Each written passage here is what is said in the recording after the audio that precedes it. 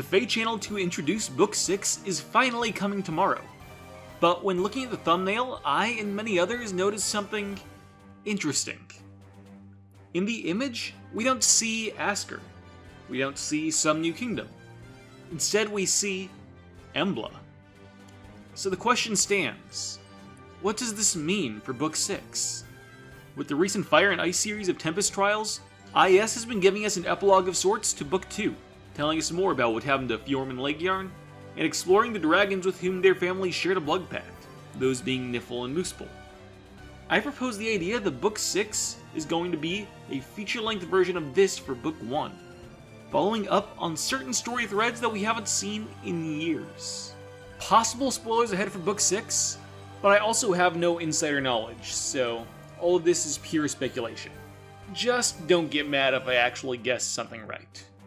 For those who don't remember, let's take a dip into the history of Embla, and its two heirs, Veronica and Bruno.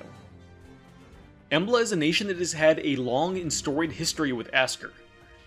While there was a point where the two nations worked together, using their respective gifts of opening and closing gates in harmony, this came to an end when the last Emperor of Embla, Veronica's father, attempted to conquer Asker with the support of his people.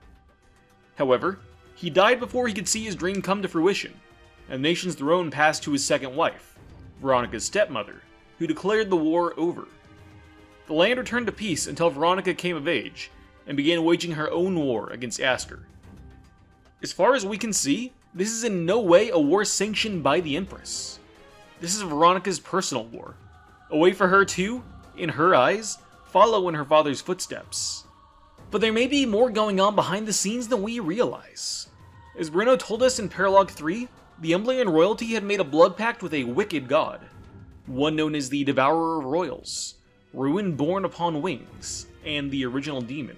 This god is most likely a yet unseen dragon known as Embla, best compared to how we've seen Muspel portrayed. This god uses the royals as its puppets, causing them to grow aggressive and eventually fall insane, much as it seems happened to Veronica and Bruno's father. We see Bruno starting to fall to this curse as well, threatening to kill Alphonse and Sharena in Book 1 Chapter 11, despite still caring for his former friends. It's quite possible that this curse is beginning to affect Veronica as well, and may be the cause for both hers and her father's aggression towards Asker.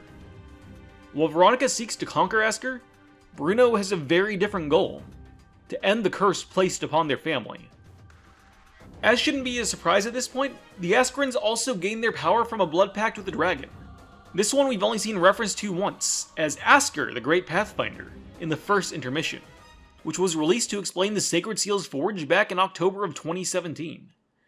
The title of the Great Pathfinder probably refers to the power Asker granted to those with their blood pact, the power to open the gates to other worlds. So, all that considered, what does that mean for the story of Book 6?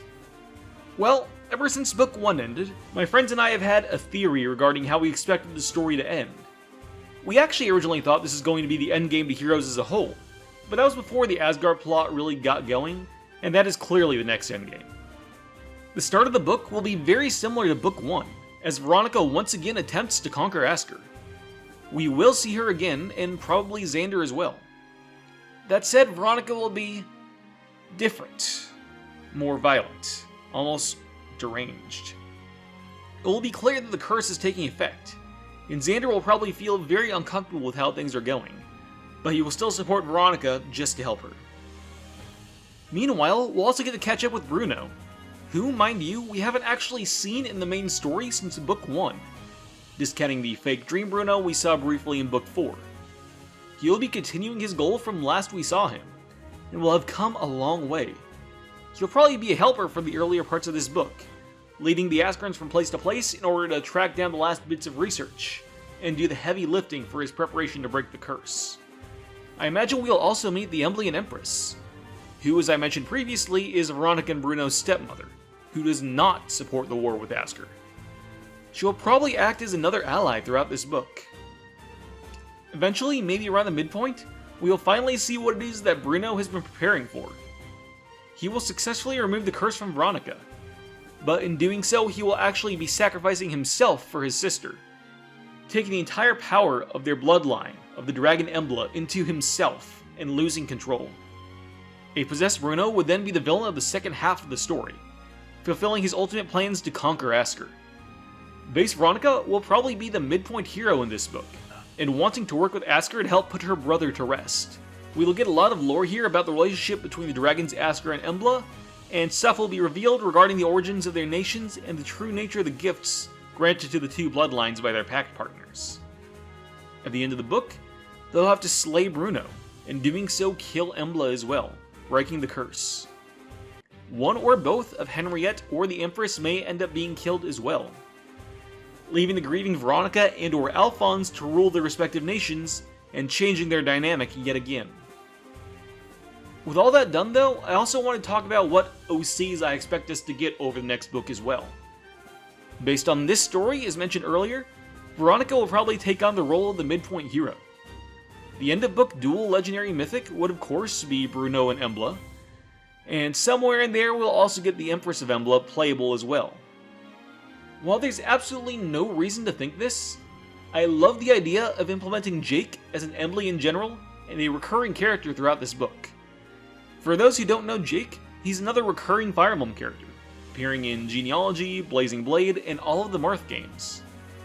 In each appearance, he serves as the boyfriend to the local Anna. With Anna being a major character in Heroes, I'm surprised he hasn't been so much as referenced, let alone had any of his various versions appear in the game. So I propose introducing Jake as an Embla general with a history with Commander Anna. I'm not sure Faye would go so far as to make them a couple in this book, but I'm sure there would be a fair amount of ship teasing between the two for our benefit. This is the best place I can think of to introduce him in Heroes, and I sincerely hope this happens. Also, if he's going to be relevant again in this book, maybe we'll get Legendary Xander finally? Alongside the above, it's also possible to get base Henriette and Legendary Ascended versions of the Asker trio, but those I'm slightly less sure of. Would be pretty amazing though. I'm also waiting for that summer Sharena you put in Cypher IS.